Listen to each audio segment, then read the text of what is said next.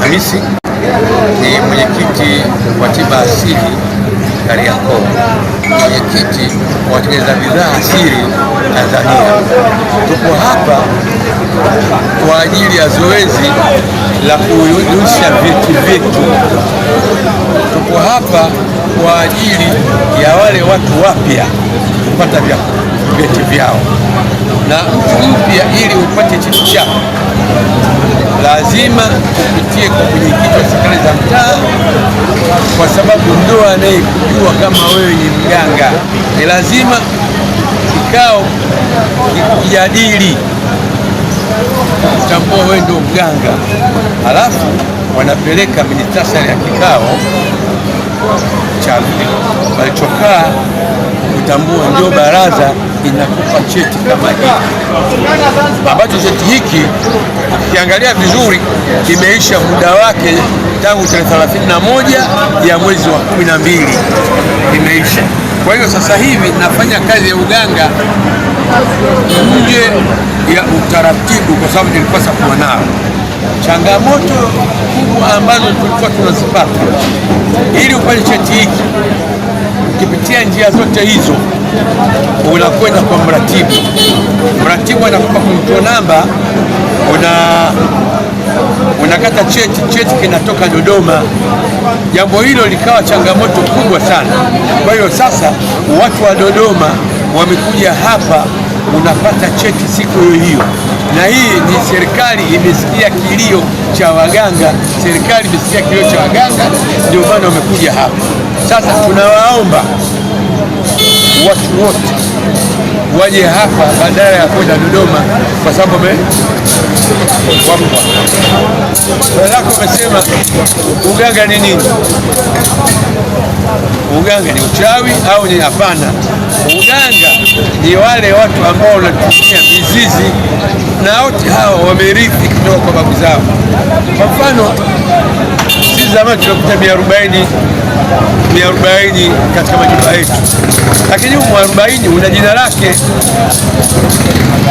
Watu wamezoea kuita mwarobaini kwa sababu unatibu zaidi ya magonjwa 40, na sisi ndio tunatumia mwarobaini huo. Tunatumia miti mbalimbali, tunatumia mronge, tunatumia aina mbalimbali za magome.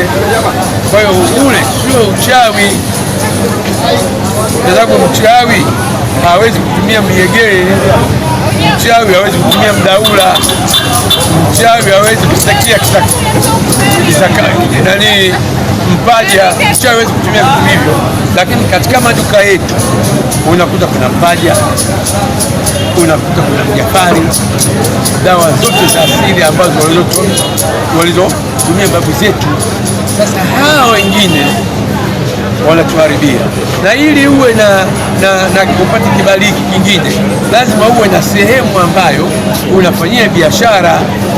Na ndio maana unakwenda wewe kwa mwenyekiti wa serikali za mtaa, lakini kabla ya kwenda mwenyekiti wa serikali mjumbe, si ndio anaona mahali unapofanyia kazi, ndio anaandika barua kwenda kwa mwenyekiti wa serikali za mtaa. Mwenyekiti wa serikali za mtaa anakuja kujiridhisha, Bwana Juma hapa ndio mahala pake, mabwana huyu mnamjua, mliomzunguka mnamjua, huyu yetu tunamjua, ndio anaandika muhtasari wa kikao. Kwa hiyo kwanza tunashukuru serikali kwa kutuletea watu wawili watatu kuungana na wenzao wa hapa wa Dar es Salaam kuja kusajili kwenda Dodoma. Tunajishughulisha, ni katibu wa mkoa tiba asili Dar es Salaam. Tuna zoezi la usajili wa tiba asili na tiba mbadala kutoka Wizara ya Afya, Jinsia na Watoto, Wizara Kuu Dodoma. Viongozi wamefunga safari kuja hapa Dar es Salaam kuweza kusajili waganga wa tiba asili na maduka yao, na watu wanaotoka pembezoni mwa mji na wanaotoka mikoa mingine. Maana hata kama ni mtu wa mkoa mwingine, unapokuja hapa unakuwa tayari umesajiliwa kitaifa. Kwa hiyo mbiu yetu na kauli yetu, tumetoa matangazo, tumetoa hamasa kila upande, kila taasisi zote zimeshughulika na jambo hili ili kuweza kuhamasisha watu wa tiba asili kuja kusajili maduka yao, wasaidizi wao na wao.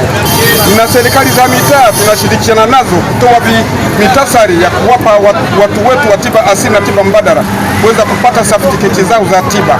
Make bila certificate una pahala unakofahamika na una pahala utakakofanyia kazi. Mbiu yetu na matangazo yetu ni kuwashawishi waweze kuingia katika usajili kwa mujibu wa sheria. Make kuna kifungu cha sheria cha 2002 kifungu namba 23 kinazungumza uruhusiwi kufanya tiba bila vielelezo maalum kutoka Wizara ya Afya. Kwa maana moja au nyingine, tumeenda na zoezi hili mpaka leo hii. Maana yetu ni kwamba atakayeshindwa hapa kwetu ni fursa, watu wa tiba asili. Make kwenda Dodoma ni gharama, lakini wao wameshafunga safari zao na kambi zao na tandiko na godoro, wako mtaa wa Nyamwezi, Kariakoo, tiba asili, kwenye viunga vya tiba asili ambao ni tamu Nyamwezi. Hii sehemu ni sehemu kongwe ya tiba asili nchini.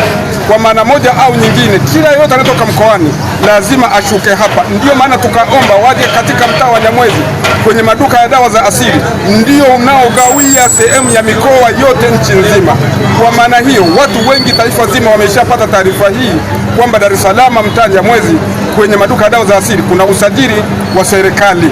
Miongoni mwa hapo, unapolipa kodi ya kibali chako tayari umelipa kodi, umechangia maendeleo ya nchi hii. Kimaana mbiu kauli ni kulipaji wa kodi, na vibali havina bughudha yoyote na vinapatikana kwa muda wote, ni papo kwa papo. Kimaana ni kwamba unapoanza kuleta mtasari wako wakakujaji serikali za mitaa, wanaingiza kwenye mashine, wanakufiatulia kibali chako, unaondoka nacho. Cha kwako ni kusaini na ukaenda kulipia benki, unapewa control number. Hawachukui pesa mkononi wala tukamati pesa ya mtu mkononi. Maana yake tulianza zoezi hili tarehe 9 mwezi huu. Hapa tumeongeza siku kidogo sana. Muda wowote kuanzia kesho tunaweza tukafunga usajili kutokana na mazingira utakayokuwa. Itategemea na ufumukaji wa wateja utakapokuja, tunaweza tukaongeza siku angalau 3 au 2. Na kama ulisajili ulishalipia hujapewa kibali, wewe ndio hapa mtaa Nyamwezi, viongozi wa taifa, makatibu wote wako hapa, utapata vielelezo vyako. Serikali, tupeni ushirikiano kama tulivyowapa ushirikiano, tuendelee kujenga taifa letu lenye amani. Tunaendelea kusema wanatiba ni wana amani na ni wajuzi, na umekamata nchi hii kutengeneza afya za watu. Wale watakao kaidi taratibu hii ya kusajili vielelezo maalum kama hana, tutakapoanza ukauguzi tutafunga duka lake na hataruhusiwa kufanya kazi sehemu yoyote ndani ya nchi hii. Asanteni sana. Tunaendelea vizuri sana toka tulipoanza. Mwitikio umekuwa ni mkubwa, na tunawalika wale ambao hawajahudhuria wajitahidi wafike waweze kupata vibali vyao, ambao hawajasajiliwa wasajiliwe upya, na ambao wanaoisha upya vibali vyao. Kuna faida gani kuingia kwenye usajili kwa mtabibu wa dawa? Faida kubwa ni kufanya kazi kwa uhuru na kwa usalama. Unakuwa katika mazingira ya usalama, hata changamoto yote inapotokea kuna ushahidi wa serikali kukusaidia, kwa sababu unafanya kazi katika mlengo wa serikali. Mwendelezo wake ukoje baada ya hapo? Mwendelezo wake ni kwamba ukishasajiliwa kwa mara ya kwanza unakaa na kibali chetu kwa muda wa miaka 3. Ni kipindi cha majaribio. Baada ya kipindi cha majaribio kupita, unakuja kuisha kibali chako, unaisha kwa mwaka mmoja maximum mpaka miaka 5, ili uweze kufanya kazi bila usumbufu wote. Mpango kazi wetu ni kutembelea mikoa miwili kila mwaka kwa huduma za mkoba, yani outreach services. Kwa mwaka huu tumefanya kazi Morogoro. Hapa tuko special kwa mkoa wa Dar es Salaam. Tutakuwa na programu nyingine kama hii mkoa wa Tabora mwezi wa 4 mwaka huu. Kwa hiyo kila mwaka tuna mikoa miwili ya kuifikia kwa huduma za namna hii.